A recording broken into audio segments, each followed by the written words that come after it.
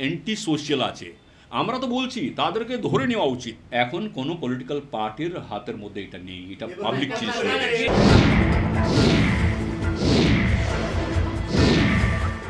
আন্দোলনে যে কোনো রাজনৈতিক দলের নিয়ন্ত্রণ নেই তা স্পষ্ট। পাহাড়ে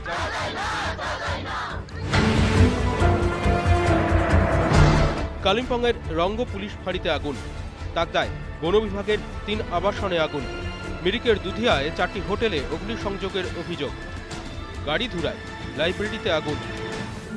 পৃথক রাজ্যের দাবি তুলে কার্যত বাঘের পিঠে চড়ে বসেছেন মোর্চা নেতারা, কিন্তু হিংসায় সায় নেই অন্যান্য দলগুলির। আর তাতেই ভাঙন স্পষ্ট হচ্ছে আন্দোলনের যৌথ মঞ্চ গোর্খাল্যান্ড মুভমেন্ট কোঅর্ডিনেশন কমিটিতে। হিংসায় লাগাম না টানলে জিএমসিসি ছাড়ার হুঁশিয়ারি দিয়েছেন হরকা। আমরা যখন জিএমসিসিতে গিয়েছি, আমাদের ফার্স্ট কন্ডিশন ছিল, যেহেতু এটা কনস্টিটিউশনাল ডিমান্ড, এখানে ভায়োলেন্স করা কোনো দরকার নেই। হরকার পাশে দাঁড়িয়েছে জিএনএলএফও। क्षेत्रीय विचार होगा वो क्या, किस वजह से क्या ये निर्णय लिया है, फिर भी हम लोग कोशिश करना पड़ेगा। ये एक यूनिटी है, ये यूनिटी को कायम रखना है।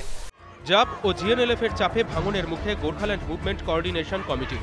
স্থানীয় সাংসদ এসএস আলুওয়ালিয়াকে কাঠগড়ায় তুলেছে তারা।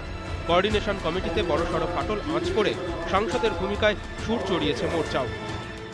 আগামী দিনে বিজেপির সঙ্গে মোর্চার রাজনৈতিক সম্পর্ক কতটা অটুট থাকবে বা আদেও গোর্খাল্যান্ড নিয়ে কেন্দ্রীয় সরকারের ভূমিকা কতটা গ্রহণযোগ্য হবে তা নিয়ে মতভেদ সৃষ্টি হয়েছে মোর্চার মধ্যে।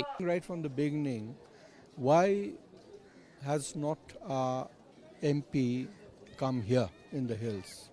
After all, we voted him to the Lok Sabha. বিজেপির অবশ্য দাবি সংসদ খোলা থাকায় এখন ব্যস্ত আলুওয়ালিয়া। पार्लियामेंट चल रही है, पार्लियामेंट में रोज उनकी भूमिका बड़ी सकारात्मक है और इसलिए मिसिंग ये कहना ये ठीक बात नहीं है।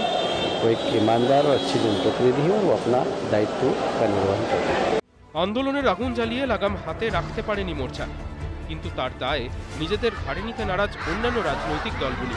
ফলে মোর্চার ওপর চাপ ক্রমশ পাহাড় প্রমাণ হচ্ছে। Bureau report, ETV news Bangla.